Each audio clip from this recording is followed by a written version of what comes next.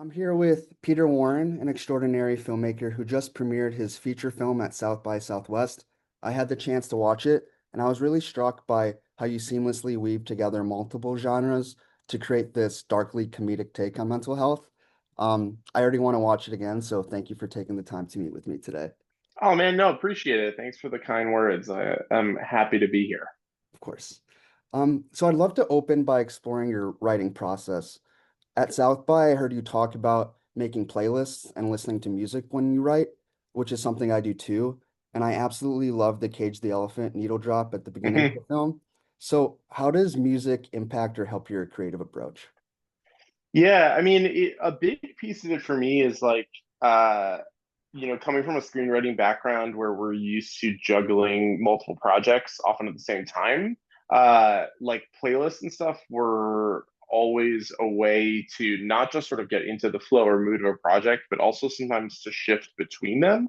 You could have a playlist that you could return to months down the line when you need to revisit something or revise something, and it sort of takes you back there. So it's just, I don't know, it's a nice way to build, this sort of sense of association with the project. And sometimes when you get into the thicket of rewriting and doing all sorts of stuff, a playlist can remind you like how the movie felt in your head when you first started writing, and that can be really grounding. Yeah. It just sort of gets you back to like, what was I trying to do here before I got all distracted with everybody's notes?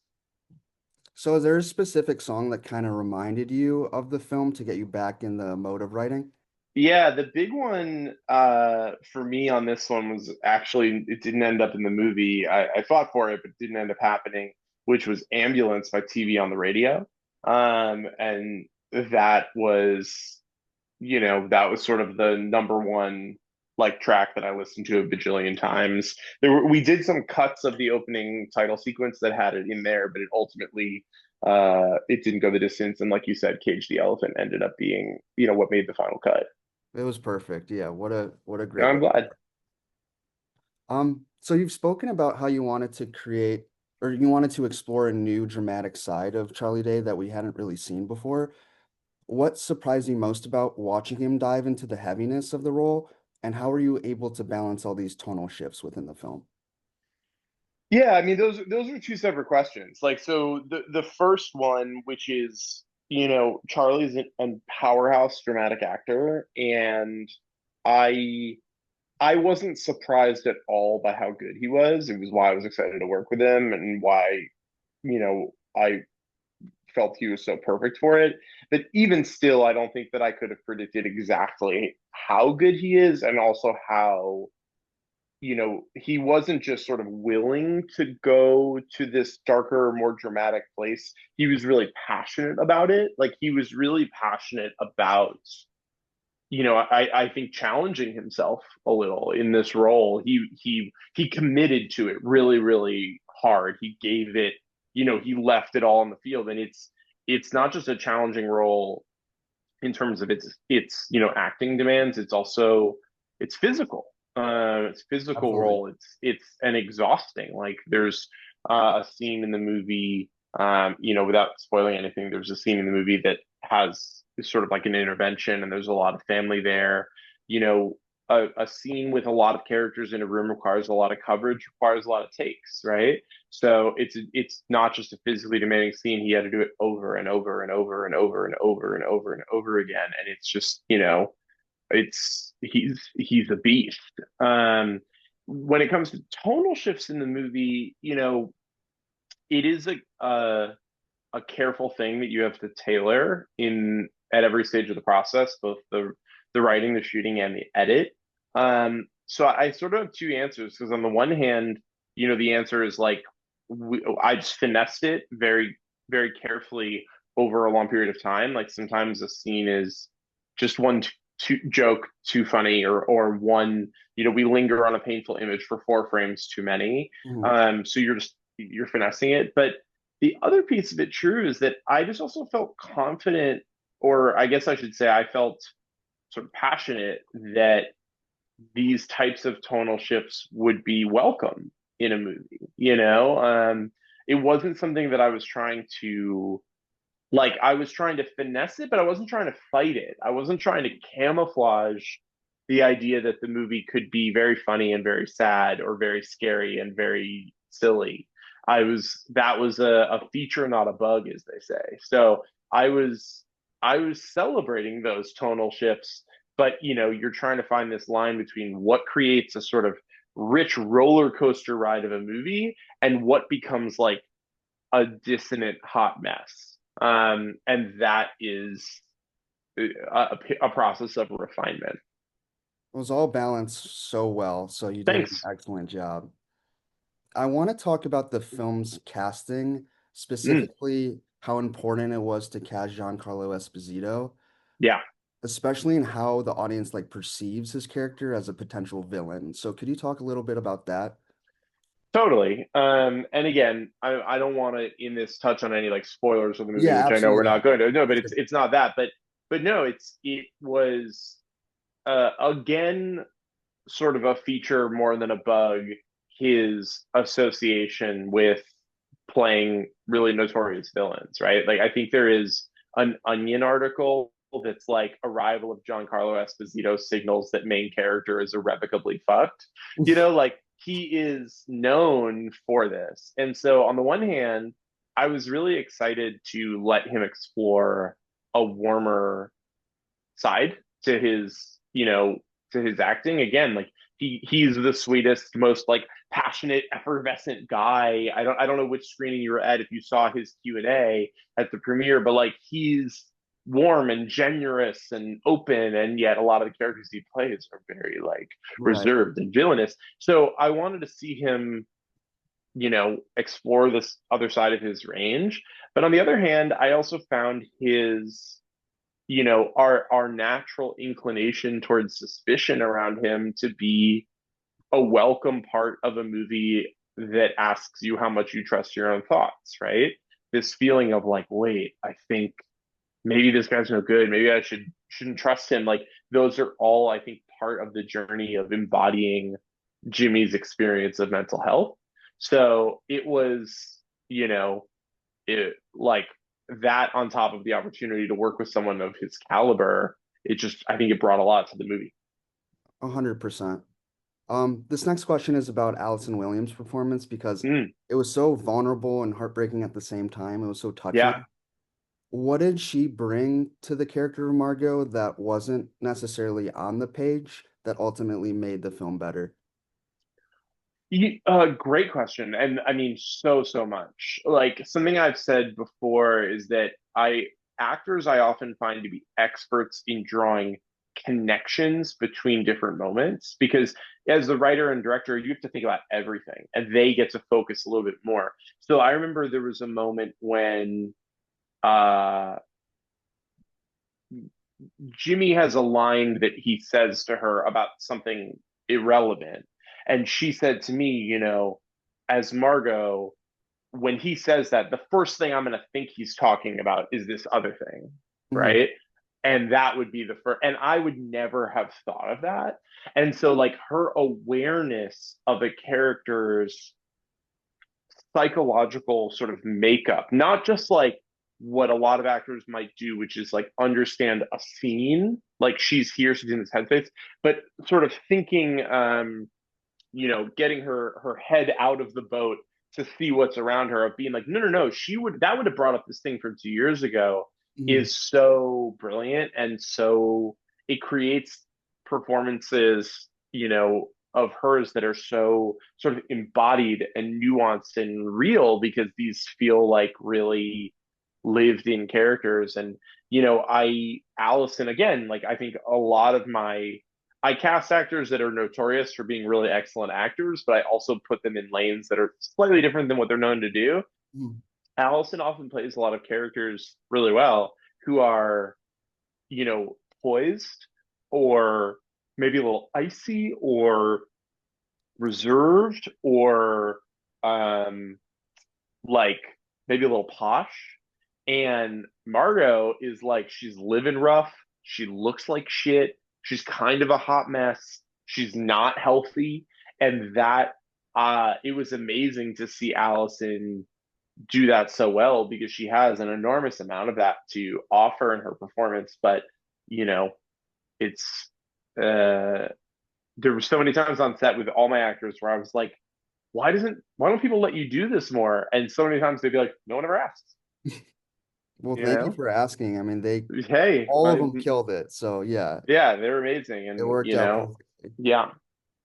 My favorite films are the ones that I really can't stop thinking about once they cut to black, and yours is a perfect example. So, without spoiling or giving away much, what was it like to write an ending like that? But more specifically, how do you write an ending that really sticks with an audience?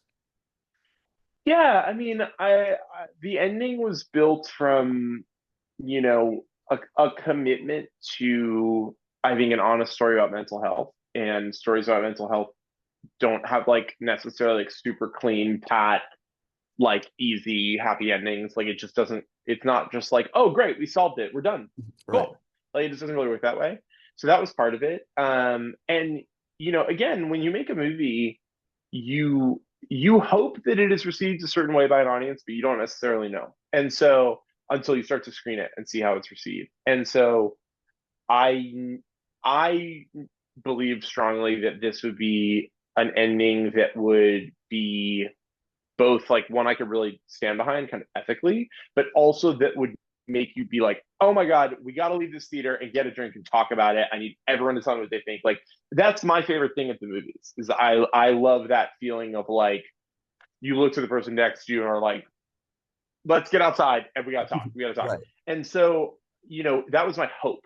Um, and I was really pleased after South by to see it received that way because you never know. Like you never know if people find an ending that is, maybe a little more divisive to be, it could be alienating, it could be polarizing, it could be that like a certain subset of the audience loves it, but a lot of people don't. And I was really thrilled to see a lot of people flag that as like one of their favorite parts of the movie. Mhm. And that was like, to me, it felt like it was one of my favorite parts of the movie, but it was also risky, as anything is. But like, it's you really never know how something is going to be enjoyed by an audience. So I was thrilled and relieved.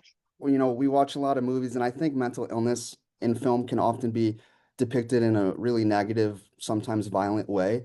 But you do an incredible job at portraying it with intense focus and nuance and humanity. So, as someone that deals with a lot of the issues you explored in the film, I couldn't help but relate to it. So, what were the some of the challenges you went through while writing the film, and in what ways did your personal experience lend itself to the character? Yeah, a lot of my personal experiences all over this movie in so many characters in so many different ways. It was at times a hard script to write because I wanted it to be vulnerable. I wanted it to feel honest. I wanted it to feel fearless. And a lot of times I think as a storyteller and as a filmmaker, you know, if you want an audience to feel seen or to feel touched or to feel affected by something, you kind of got to go first, right? Like it's sort of like if you want people to share, you got to kick it off. You have to start. And so I knew that it was important that I sort of push myself to write in a way that is like I'm actually, I'm a fairly private person. Like I would not necessarily consider myself like someone who loves to just like, there's a lot of people that kind of like let their freak flag fly and those things. And Mhm. I'm very proud of who I am, but like I'm not someone who necessarily enjoys the feeling of like I really want to express all this. But it was more like it's not fair for me to do this any other way than to sort of put my heart out there and say it's okay to have these feelings. I do too. And so it was tough. Like it was not always a pleasant writing process. I took some breaks because there was, it's heavy. It can be heavy material, and I wanted to, you know, it can be a tough day at the office, right? But I'm so glad I did it, and it wasn't traumatizing. It was very healing in many ways, but it's like, it's not like you're writing about superheroes all day. But I did try and it was also why it was important for me for the movie to be fun, right? Like I really did try to make the type of movie that I like to go see.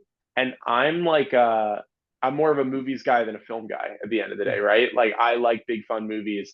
If you told me like, hey, there's this like small Norwegian period piece about depression, where they sit on a rock and are depressed and it's like really beautiful, I'd be like, that sounds great, but I'm not really your guy. That's not really my vibe. And Right. so like I would never have wanted to make a movie that's just about depression and suicidality. I also wouldn't have wanted to make a murder mystery that's just about like the butler did it. It's like I want both. And so I believed that, a lot of times stories about mental health understandably are kind of a bummer.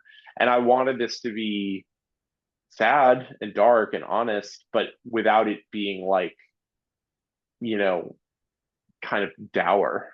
Right. I mean, you balanced, as I said before, and we talked about it, but you balanced all these genres so well. And I think the best movies are the ones that infuse multiple genres that you can't really tell exactly what it is, but it hits you and it makes you feel exactly what the movie's supposed to. Yeah, I feel that way. And again, it's like you just never know if you're maybe the minority opinion, right? Where you're like, I love movies where you laugh and cry and it's silly and scary, whatever. And, I hope others do too. And it seems like they do on this one. So that's, I'm glad. Lastly, what advice would you give aspiring filmmakers that want to get their film seen and into festivals like South by Southwest? Oh man, where to begin? I mean, okay, let's make this more specific. Do you want to talk about directors? Do you want to talk about writers? Do you want to talk about writer directors? Let's Like, talk about writer directors. okay, fair enough. You know, I have a lot to say about writing scripts that we don't have time for. You're right now I'm at NYU where I teach the grad students TV writing and screenwriting. Cool. So what I would say is that, you know, quality is at the end of the day like the most important thing, and that it's really worth your time to obsess over the quality of your idea as well as your script, right? So really having a deep sense of intention of what you want this project to be, what is it, what it's about, how you want an audience to feel along the way. Really put your nose to the grindstone on your draft. You want to set yourself up for, success in terms of like a very stable script that you believe in and are passionate about. And I guess what I would say for either like first time filmmakers or early career filmmakers, I was a first time filmmaker on this one, is, it is really okay, if not wise, to work within your means. Meaning, you know, I think a mistake that sometimes people have is you try and stretch your budget and your production into something it's not, and you end up with like, we'll pick a round number. Let's say you have to make a movie for $100. What you want to do is basically make the most luxurious $10 movie, Right. right? Like you want to be like, I was gonna make a movie for $10. We got $100. We can really pimp this thing out a little bit. Mhm. Whereas if you're like, I think we can make this like $20,000 movie for $100, it's a disaster and it's a painful experience. And so, I do believe that you can make something great at any budget level. And so, there's nothing wrong with being conservative in terms of your ambitions. Like it's better to do less and smaller and do it really well, like focusing on quality, because people don't tend to sort of grade movies on a curve. They're not like, if they had more money, it would have been great. So it's great. It's just, did you like it or not? And Right. so, work work smart within your means and make something that you feel like you can crush.